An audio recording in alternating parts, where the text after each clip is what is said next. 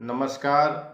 यह वीडियो उन समाजशास्त्र के विद्यार्थियों के लिए है जो समाजशास्त्र विषय का चुनाव करके विभिन्न प्रतियोगिताओं में परीक्षा दे रहे हैं।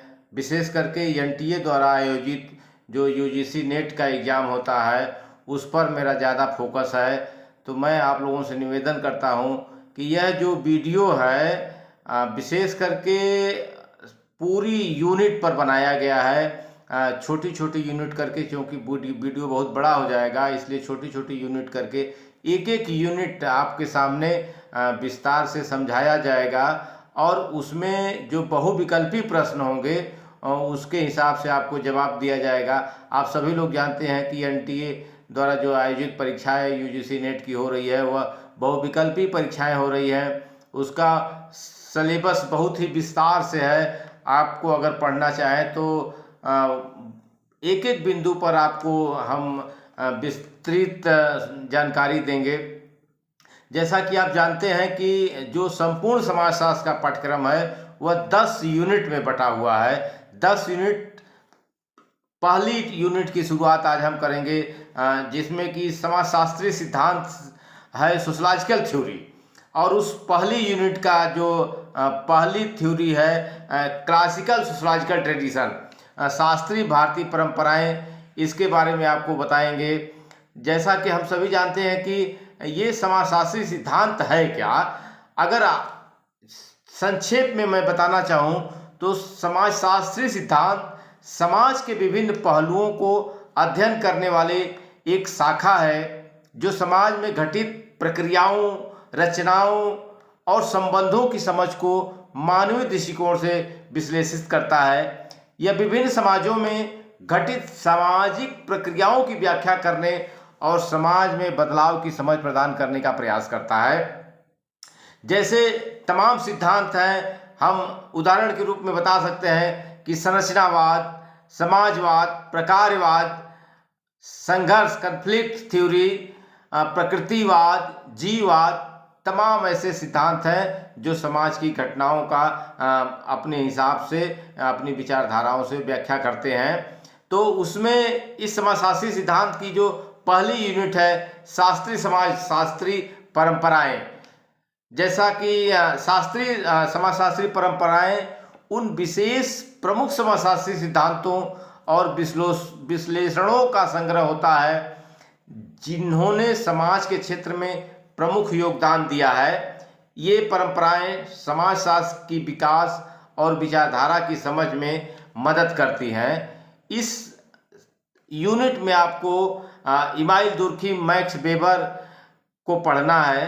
तो सबसे पहले हम आज शुरू करेंगे इमाइल दुर्खिम के बारे में। इसमें आपको एक एक बिंदुओं पर चर्चा किया जाएगा। उसके बाद जो उसमें बहुविकल्पी प्रश्न निकल करके आएंगे उसकी भी चर्चा बहुत सरल तरीके से की जाएगी। आप जानते हैं कि इमाइल दुर्खिम फ्रांसीसी समाजशास्त्री थे जिन्होंने 19वीं और 20वीं शताब्दी के बीच में समाजशास्त्र के क्षेत्र में एक महत्वपूर्ण योगदान दिया। इन्हें समाजशास्त्र का पिता भी कहा जाता है। इमाइल दुर्खिम को आधुनिक समाजशास्त्र का संपादक भी माना जाता है। उन्होंने समाजशास्त्र को एक वैज्ञानिक तरीके से स्थापित करने का प्रयास किया। इनके तमाम सिद्धांत हैं जिसका कि अध्ययन आपको करना होगा इस परीक्षा में, जैसे सामाजिक एकीकरण, सामाजिक तथ्य, सोशल फैक्ट, आत्महत्या, सुसाइड, रिलीजन। इनकी रिलीजन पे एक बुक है बड़ी अच्छी, the elementary forms of religious life, श्रम विभाजन, एक किताब है इस पर, the division of labour in society. तो आत्महत्या के सिद्धांत में इन्होंने बताने का प्रयास किया कि सामाजिक सिद्धांत जिसमें आत्महत्या के 3 प्रकारों की बात इन्होंने की।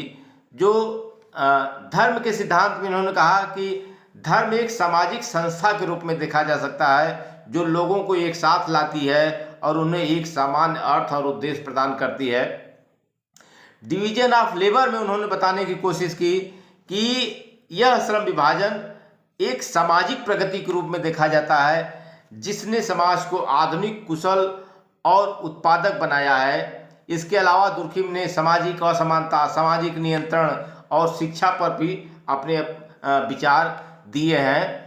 तो जैसा कि इसमें अगर हम बहुविकल्पी प्रश्न के बारे में हम बात करें तो इमाइल दुर्खिम के अनुसार समाज के अस्तित्व के लिए क्या आवश्यक है, तो दुर्खिम कहते हैं कि सामाजिक एकता समाज के अस्तित्व के लिए बहुत ही जरूरी है। सामाजिक एकता के बारे में दुर्खिम कहते हैं कि सोसाइटी इज गॉड, समाज ही सब कुछ है।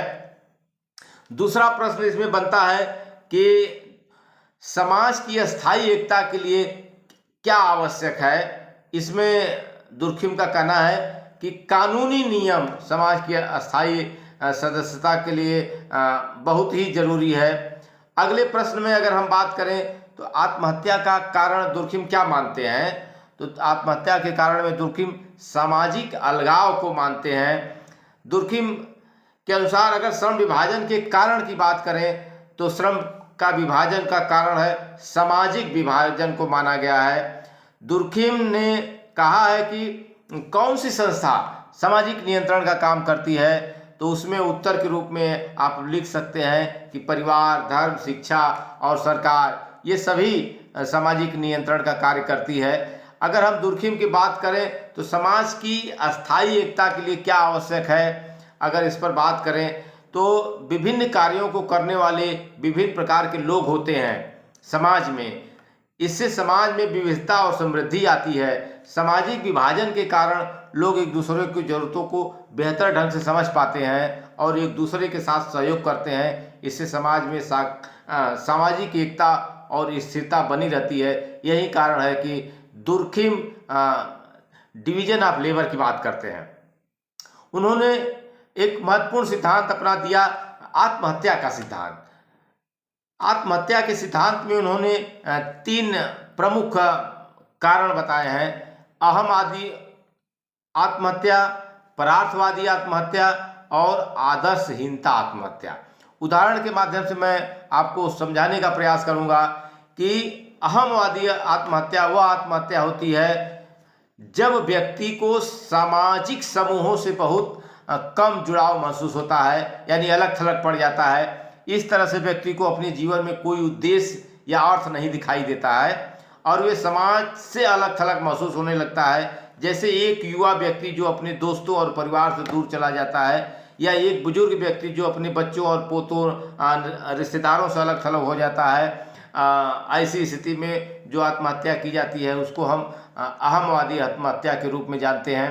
परार्थवादी आत्महत्या दुर्खिम दूसरा प्रमुख कारण कहता है। उसका कहना है कि यह जब व्यक्ति अपने समूह या समुदाय के लिए अपने जीवन का बलिदान कर देता है तो परार्थवादी आत्महत्या के अंतर्गत आता है। इस तरह के व्यक्ति अपने समूह के मूल्यों और विश्वासों के लिए बहुत समर्पित होते हैं। जैसे सेना का अगर कोई सिपाही आत्महत्या करता है तो वह देश हित के लिए, समाज हित के लिए आत्महत्या करता है, उसको परार्थवादी आत्महत्या के रूप में जाना जाएगा। आदर्शहीनता आत्महत्या, इकोनॉमिक सुसाइड जिसको कहते हैं, कि वह तब आत्महत्या मानी जाती है जब समाज के मानदंड और मूल्य अस्थिर हो जाते हैं। इस तरह के व्यक्ति के जीवन में कोई दिशा या मार्गदर्शन नहीं मिलता है। वे भ्रम और असुरक्षा की भावना महसूस करने लगता है। ऐसी स्थिति में उसके जीवन में उथल पुथल मच जाता है।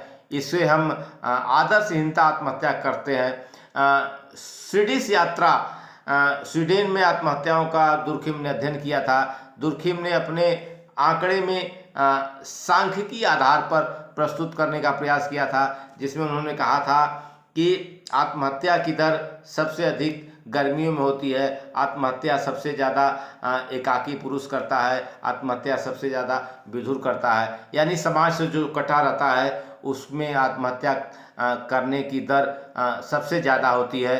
श्रम विभाजन के नकारात्मक बात पर अगर कहा जाए कि नकारात्मक प्रभाव क्या है, तो समाज में उत्पादकता और कुशलता को बढ़ावा देना ये सकारात्मक प्रभाव है। यह समाज में विविधता और समृद्धि को बढ़ाता है, यह सकारात्मक प्रभाव है। यह समाज में सामाजिक एकता और स्थिरता को बढ़ाता है, यह श्रम विभाजन का सकारात्मक प्रभाव है। लेकिन इसका दुर्खिम ने नकारात्मक प्रभाव भी बताया है, जैसे समाज में व्यक्तिगत स्वतंत्रता को कम कर देता है, यह समाज में असमानता और संघर्ष को बढ़ाता है, यह समाज में सामाजिक विभाजन को बढ़ाता है। इसलिए श्रम विभाजन के सकारात्मक और नकारात्मक प्रभाव दोनों दिखाई देते हैं।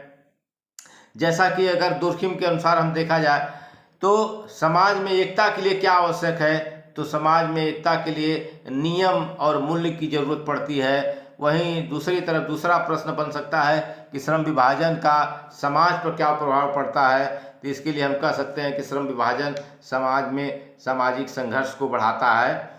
इसी तरह से अगर हम और आगे प्रश्न की बात करें तो समाज को किस रूप में परिभाषित किया है दुर्खिम ने, तो एक ऐसा समूह जिसमें व्यक्तियों के बीच पारस्परिक संबंध होते हैं, इस हिसाब से ऐसा समाज होता है। समाज की एकता के लिए जरूरी है सामाजिक मूल्य। वह एक ऐसा संस्था जो लोगों को एक साथ लाती है, एक ऐसा संस्था जो लोगों को नियंत्रित करती है, एक ऐसी संस्था जो लोगों को प्रेरित करती है। यह है धर्म, यानी धर्म के ये 3 काम होता है कि लोगों को साथ लाती है और लोगों को प्रेरित करती है, नियंत्रित करती है। इस हिसाब से तमाम ऐसे प्रश्न हैं जो कि दुर्खिम के सिद्धांतों पर बनते हैं। उम्मीद है कि अगले यूनिट में हम पुनः कुछ विशेष प्रश्नों को लेकर के आएंगे। उम्मीद है कि आपके लिए यह ज्ञानवर्धक रहेगा और एनटीए द्वारा आयोजित जो नेट की परीक्षा है समाजशास्त्र के विद्यार्थियों के लिए और अन्य प्रतियोगी परीक्षार्थियों के लिए बहुत ही उपयोगी साबित होगा। बहुत बहुत धन्यवाद।